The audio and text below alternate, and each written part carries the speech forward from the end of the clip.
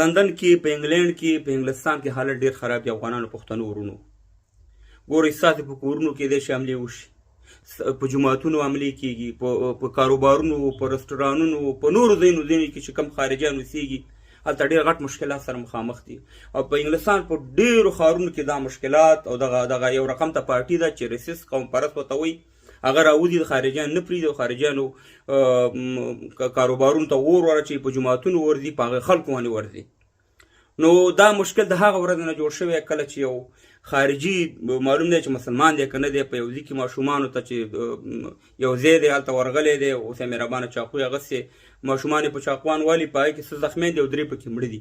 نو د هغې نه وروسته دغه قوم پرست پارټي چې دا ډېر کم تعداد دي دغه راپاڅېد او په ټول انګلینډ یعنې په انګلستان کې د مظاهرو اعلان وکړ او ویې ویل چې خارجیان یا مسلمانان دا ټول دي د انګلینډ نه وځي او دا موږ دلته نه پرېږدو. نو خپلو بچیانو ته د تاسې ته وایم پښتنو افغانانو ورونو ته چې ګورئ دې خلک غواړي چې موږ جنګ وکړو. موږ بې غیرته نه یو، الحمدلله غیرتي یو، څه داسې که مشکل نشته دی، خو دا خلک غواړي چې موږ جنګ وکړو. دې په مقابل کې چې دې اور واچوي موږ هم باید اور واچوو، یعنې دا مطلب دی. خو که دا کار موږ وکړو، دې دا ویډیوګانې کوي او بیا نړۍ ته خلکو ته ښه چې دا ګورئ دا مسلمانان یا دا خارجیان چې دلته اوسېږي چې دا مملکت دي، دې سه مهربانه دلته ګوره بې امني جوړوي، دلته وروره خلک وژني، دلته وګوره دا مشکلات جوړوي.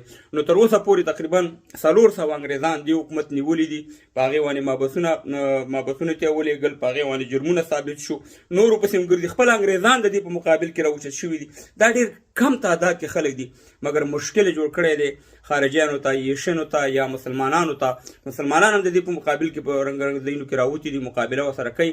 خو د دې پولیس شته دی، د دې کیمرې شته دی، د هر شی تعقیب کېږي او دا یو کس به رانیول کېږي، دا داسې نه پرېښودل کېږي. نو زموږ په خپلو افغانانو پښتنو باندې دغه ویډیو ځکه په پښتو کې کومه، د دغه نه غوښتنه ده چې د مور او پلار ته یې چې د خپل بچیان هم په کور کې وساتئ. خیر د یو څو ورځې ګزاره وکړئ، دا به یو څو ورځې وي، دا مشکل به حل شي. الله دې وکړي دا زما ویډیو ورسي او ټول افغانانو سره هم شیر کړئ چې زموږ پښتانه افغانان چې په انګلستان یا په انګلینډ کې ژوند کوي چې خبر شي چې د خپل ځان، د خپل کور او د خپل مال، د خپل بچیانو حفاظت وکړي. د حفاظت باید موږ تاسې باندې فرض دی چې د خپل ځان